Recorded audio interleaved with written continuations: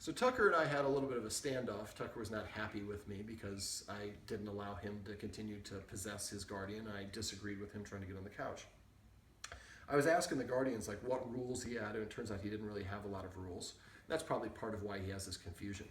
But I also asked if he comes and nudges. So sometimes he'll come and stick his nose under and kind of nudge us, and that's his way of saying pet me. So when he does that, he's telling me what to do. If I follow through and pet him, then that's validating. Yeah, I can tell the humans what to do, and the humans must think that I'm in charge too because they do what I tell them to do. So from now on, when he nudges you or scratches at you, what I would suggest you, instead of petting him, is to give him a counter order. Ask him to sit or to lie down. I consider petting a dog our way of paying the dog. So I'm going to pay the dog for doing the things that I want him to do, not the things that he wants to do. So come, Tucker, come.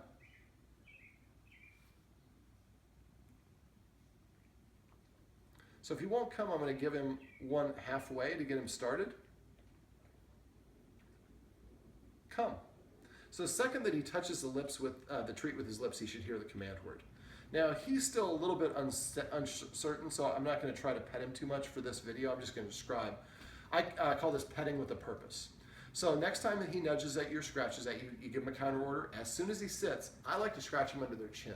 When a dog is proud about what it's done, its nose is parallel to the ground or tilted with the nose upward. You've probably seen him walk around with a toy or something, feel good about himself. Mm-hmm. I want him to feel good about himself doing the things that I want him to do, like sitting or coming. Sitting and laying down are both more subordinate positions. So asking the dog to sit or lay down is almost akin to them saying please or thank you.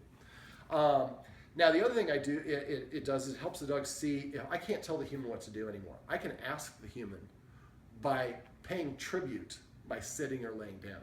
So what will happen is the dog will eventually stop nudging you and start sitting in front of you, say, I'm sitting, shouldn't you be paying attention to me? And the answer is, at least some of the time, yes. So again, I prefer to pet them under the chin to create that nose up orientation. And I say the command word. I don't say good sit, I say sit. Most people talk way too much to their dogs. And the more words we use, the more confusing it gets for them.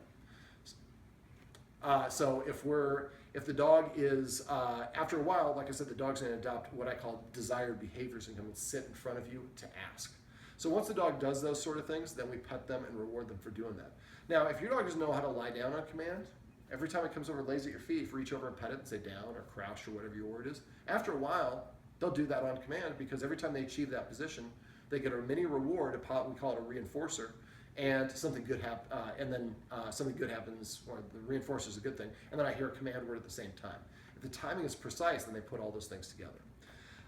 What I would suggest you do is if you come into the room and you see another family member is petting the dog, and you don't think they ask it to sit, because you won't even realize how much you pet your dog without even thinking. Mm-hmm. You say paycheck, and that means the other person raises their hand and stops petting. We don't argue, we agree, because all the humans are on the same page.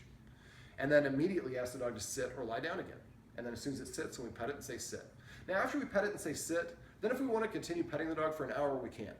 But to start, we have to get the dog to change its state to earn the reward. Petting with a purpose is probably the easiest thing that you can do that will have the biggest impact on your dog, because after a while, you won't even think about it. The dog comes over. I usually like to hold my hand out like this. If this is the dog's head with the nose here, I just start parallel and I go over their head slightly, try to keep within an inch or two. The dog's head will track up and that will put their butt on the ground.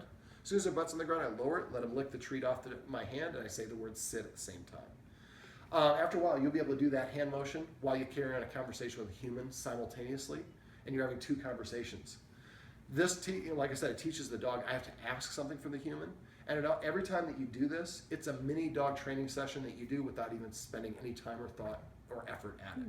And you're going to pet your dog over 100,000 times over its lifetime. Might as well add a little tiny bit of structure and get a big payoff for it. Okay. So that's petting with a purpose.